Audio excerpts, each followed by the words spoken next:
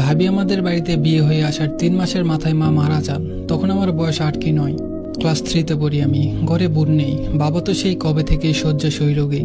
সংসারটা কেমন যেন এলোমেলো হয়ে উঠতে চাইল হঠাৎই। সবাই বলল এবার ওদের সংসার ভাঙবে তো ভাঙবেই। সবাই যখন আমাদের সংসার ভাঙার লীলা দেখার জন্য প্রস্তুতি নিল, তখন ভাবি দেখিয়ে দিল উল্টো এক নীলা। মার মৃত্যুর পর যেন নতুন মা হয়ে ফিরে এলেন তিনি। গায়ের সাজসজ্জা, বাহারি নীল পলিশ, চুড়ি, টিপ সবকিছু ছুঁড়ে ফেলে নিজের হাতে তুলে নিলেন তিনি আলমারের চাবির গোছা। রান্নাঘরে হাড়ির পাতিল, আব্বার সেবা যত্ন, ওষুধ খাওয়ানো, আমার পড়া তৈরি করে দেওয়া, গোসল করানো, খাইয়ে দেয়া, ঘুম পাড়ানো সবকিছু। মার সুখ কি জিনিস তা আমি আদৌ বুঝতে পারলাম না। অবশ্য প্রথম প্রথম একটু খারাপ লাগতো, মার গায়ের গন্ধ নিয়ে যে পৃথিবীতে আর দ্বিতীয় কেউ আসতে পারে না তাই। কিন্তু ভালোবাসা নিয়ে অনেকেই আসতে পারে। আমরা বলি না যে ইনি আমায় ঠিক ছেলের মতো দেখেন, ভাবিও ছিলেন এরও বেশি। কতদিন আমি দুষ্টামি করে ঘরের এটা ওটা ভেঙে দিয়েছি। এর জন্য ভাইয়া রাগ করলেও ভাবি কিন্তু মোটেও রাগ করতেন না। ভাইয়াকে বরং বুঝিয়ে বলতেন, ছোট সময় এমন কতই কি হয়, তুমিও তো করে এসেছো। নয়নও তো তেমনই, ছোট মানুষ, ওর কি এখন বোঝার বয়স হয়েছে? ভাইয়া বলতেন, লাই দিয়ে দিয়ে তো মাথায় তুলেছো বাদরটাকে। ভাবি হাসতেন, বলতেন, দেখো বাদরটা একদিন অনেক বড় হবে।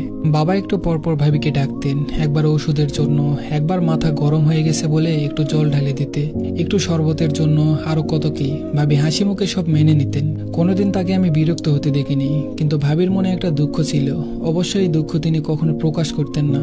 মানুষ বলতো, খেয়া তোমার যে সন্তান সন্ততি নেই, তোমার মন খারাপ হয় না এতে?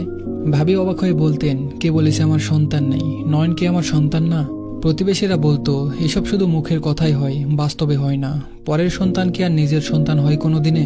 ভাবি এরপর চুপ হয়ে যেতেন। তারপর ঘরে এসে সেদিন আমায় পড়াতে বসে মাথায় হাত বিলি কাটতে কাটতে বলেন, নয়ন তুই আমার কি হোস বলতো? আমি অনেকক্ষণ ভেবে বললাম, ভাই। ভাবি তখন মুখটা কালো করে ফেলতেন, বলতেন, আর কখনো ভাই বলবি না, বলবি সন্তান, তুই আমার সন্তান। আমি ডান দিকে মাথা নেড়ে হ্যাঁ বলতাম। দীর্ঘদিন রোগে ভোগে বাবাও মারা গেলেন। আমি তখন ক্লাস 7-এ পড়ি। ভাবিও এ বাড়িতে অনেকটা পুরনো হয়ে গেছেন। এতদিনে তার শরীরে সত্যিকারের মামা একটা গন্ধ এসেছে।